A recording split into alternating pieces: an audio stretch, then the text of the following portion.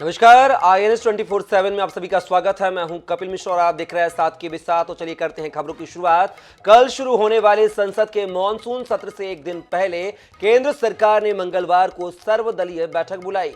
पुरानी संसद की लाइब्रेरी में हुई इस मीटिंग की अध्यक्षता रक्षा मंत्री राजनाथ सिंह ने की है। केंद्र सरकार सेशन के दौरान विपक्ष की मांग पर मणिपुर हिंसा पर चर्चा करने को राजी हो गई है। इससे पहले सुबह लोकसभा अध्यक्ष ओम बिरला ने बिजनेस एडवाइजरी कमेटी की मीटिंग की थी। कांग्रेस के मीडिया इंचार्ज जयराम रमेश ने कहा, मोदी सरकार को संसद में मणिपुर हिंसा और महंगाई पर बहस करानी चाहिए। सरकार को पुराना रवैया बदलना होगा।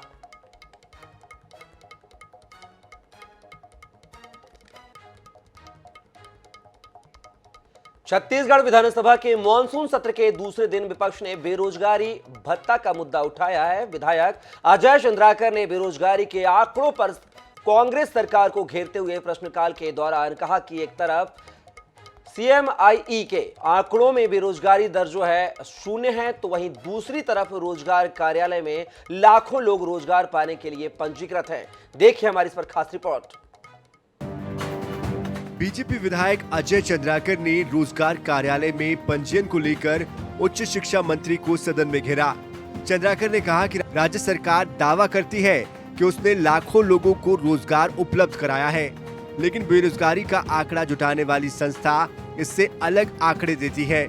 मंत्री उमेश पटेल ने इसके जवाब में ये बताया कि 20 जून 2023 की स्थिति में 1,72,553 लोगों ने बेरोजगारी भत्ते के लिए पंजीयन कराया है। इसमें 1,14,764 पात्र और 33,559 अपात्र हुए। इस पर मंत्री पटेल और विधायक चंद्राकर के बीच तीखी तकरार हुई। जो सरकारी आंकड़े हैं आज की तारीख में, उसमें 18 लाख लोग बेरोजगार हैं। सरकार को 18 लाख लोगों को बेरोजगारी भत्ता देना चाहिए। जितने लोगों को वो दे रही है किस्त किस्त में, वो बेरोजगारों का अपमान कर रही है और ये सरकार अपने घोषणा पत्रों से पीछे हट रही है। कि भारतीय जनता पार्टी ने 2004 से लेकर 2017 तक बेरोजगारी भत्ता का वितरण किया और टोटल वितरण उन्होंने किया 80-90 करोड़ के आसपास, और हमने 3 महीने का भी बेरोजगारी भत्ता दिया है, जो वो 80 करोड़ और 1 लाख लोगों को हमने बेरोजगारी भत्ता दिया है। और जो हमारा अभी आंकड़ा है 3 महीने का, वो 80 करोड़ के बराबर है।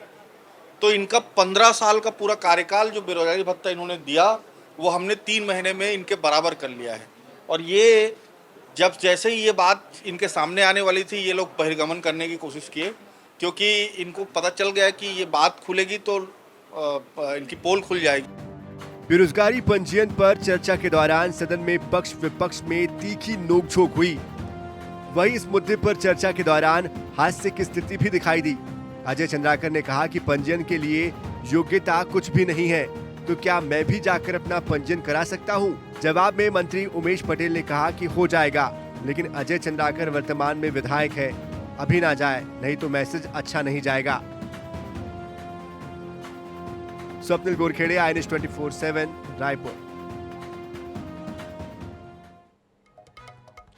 छत्तीसगढ़ में SC/ST युवाओं के निर्वस्त्र प्रदर्शन ने विपक्ष को बैठे बिठाए मुद्दा दे दिया है। बुधवार को इस मुद्दे की गूंज विधानसभा में सुनाई दी। बीजेपी ने इस मुद्दे पर स्थगन प्रस्ताव लाकर चर्चा की मांग की। बीजेपी ने आरोप लगाया कि सरकार की तरफ से कार्रवाई नहीं होने के कारण युवा इस तरह के प्रदर्शन के लिए विवश हुए हैं। तो कांग्रेस ने इस प्रदर्शन को बीजेपी से प्रायोजित करार दिया।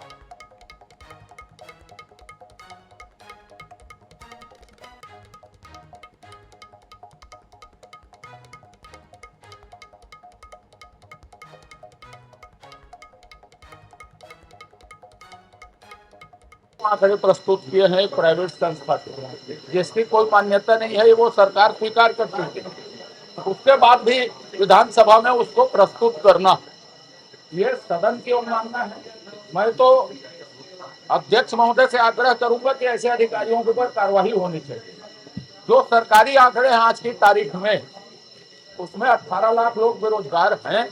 सरकार को 18 लाख लोगों को बेरोजगारी भत्ता देना चाहिए। जितने लोगों को वो दे रही है किस्त किस्त में, वो बेरोजगारों का अपमान कर रही है और ये सरकार अपने घोषणा पत्रों से पीछे हट रही है। प्रदर्शन देखिए, हालांकि अधिकार सबका है, लेकिन थोड़ा अशोभनीय था। प्रदर्शन का तरीका सार्वजनिक तौर पे ऐसा नहीं होना चाहिए जिसमें कुछ अश्लीलता झलके। बाकी चीजें अपनी जगह है, आप मांग कर रहे हैं, लेकिन इस प्रकार से करना और जो व्यवस्थाओं की जिनको जिम्मेदारी है, मुझे लगता है वहां भी कहीं ना कहीं कमी हुई।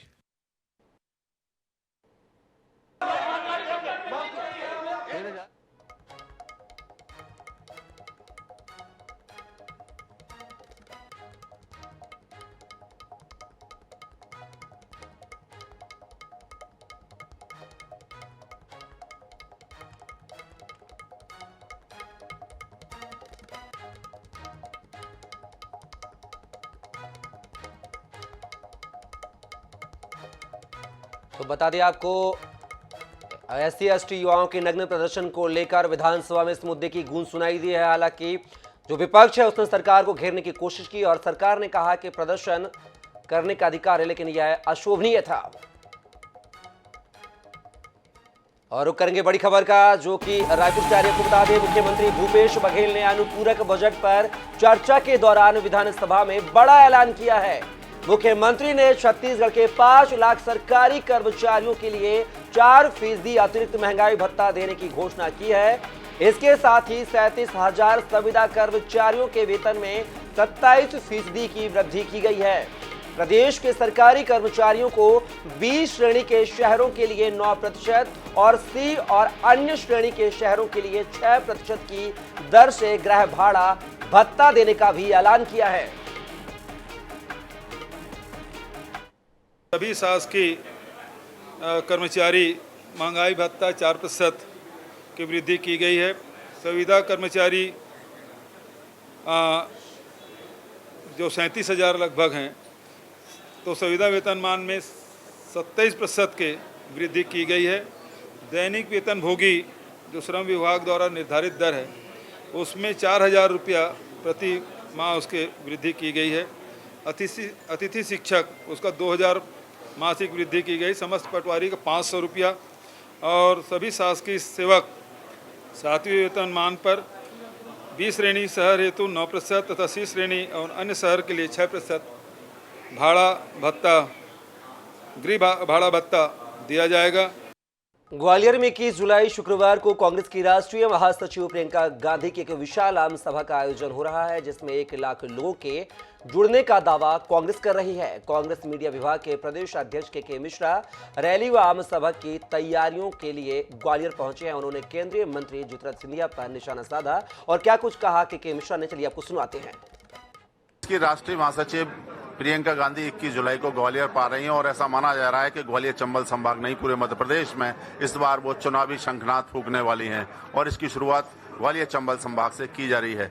मेरे बीच में यहाँ मौजूद हैं कांग्रेस के मीडिया विभाग के प्रदेश अध्यक्ष श्री के मिश्रा जी। सर, आप आए हुए हैं, कमान संभाल ली, आज से परसों प्रियंका जी आने वाली हैं। क्या लगता है इस बार कैसा माहौल होने वाला है, क्या सीन बनने वाला है? माहौल अभूतपूर्व होगा, क्योंकि यहाँ जनता अभूतपूर्व है, यहाँ का मीडिया अभूतपूर्व है आप जैसे लोगों के साथ, और यहाँ का संदेश पूरे मध्य प्रदेश में जाता है। तो हम ग्वालियर चंबल को लेकर बड़े उत्साहित हैं और हमें आशातीत परिणामों की उम्मीद है। आपने अभी दावा किया है कि 34 में से यहाँ ग्वालियर चंबल संभाग में खाता भी नहीं खुलने वाला है, क्या बेस है इसके पीछे?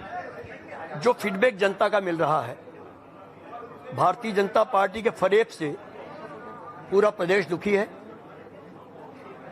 सरकार इश्तिहारों पर नहीं, जनता के बीच चलती है, गरीबों की दुआओं से चलती है, और यह सरकार तो माफियाओं की सरकार है। सिंधिया जी का प्रभाव होता, और यदि मैं यूं कहूं कि इस परिवार का प्रभाव होता, तो 60 सालों से कांग्रेस पार्टी महापौर का खाता नहीं खोलती थी। उनके जाने के बाद आदरणीय शोभा शिकरवार जी हमारी महापौर हैं, उनका प्रभाव होता तो गुना में वो खुद 1.25 लाख से नहीं हारते और राज्यसभा से नहीं जाते। वो बहुत बड़े नेता हैं, तो कहते कि मुझे एक सीट खाली कराइए, मैं जनता के बीच चुनकर जाऊंगा। तो जो पिछले दरवाजे से महल में घुसते हैं, वो लोकतंत्र की रक्षा क्या करेंगे? उनका राजनीति का उद्देश्य सिर्फ और सिर्फ अपनी अवैध संपत्ति को बचाना है, व्यवसाय करना है, जनसेवा नहीं। तो ये थे मीडिया विभाग के प्रदेश अध्यक्ष के मिश्रा जी, जिनका कहना है कि लाखों की भीड़ जुटेगी और इस बार की जो रैली है प्रियंका गांधी की और सभा है वो अभूतपूर्व होने वाली है। कैमरामैन अजय उपाध्याय के साथ जावेद खान, INS न्यूज ग्वालियर। उज्जैन में एक बार फिर मोक्षदायिनी शिप्रा का आंचल मैला हो गया है। भारी बारिश के बीच नगर निगम के दावों की पोल खुलती नजर आई है। रामघाट में बना सीवरेज नाला ओवरफ्लो हो जाने के कारण फाउंटेन में तब्दील हो गया है और सारा का सारा गंदा पानी शिप्रा नदी में जा मिला है।